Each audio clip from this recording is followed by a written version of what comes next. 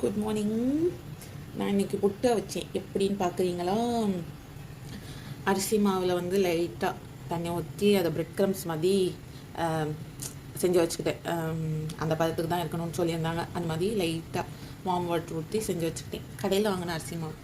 அப்புறம் நம்ம 1 மந்த்தாக எடுத்து ஸ்டோர் பண்ணுற கோகோனட் கிரேட்டிங், தேங்காய் துருவுனது.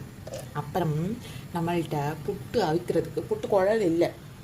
ஸோ அந்த மாதிரி நேரத்தில் என்ன பண்ணணும்? இங்கே தான் பிரெயின் யூஸ் பண்ணணும். பிரெயின், அந்த தேங்காய் எடுத்தோம் இல்லையா, அந்த சரட்டையிலேயே புட்டு அவிக்கலாம். அதை வச்சு அந்த ஒரு கண்ணை நோண்டி அதில் வந்து எப்படி அந்த குக்கரில் வந்து விசில் வைக்கிறதுக்கு ஒரு குட்டி பைப் இருக்கும் இல்லையா, அது மேலே அப்படி சொறி வச்சிடணும். அவ்வளோதான். இதில் வந்து அந்த ஸ்டீம் வந்து டைரெக்டாக புட்டுக்கு போய் புட்டு ரெடி ஆகிடும்.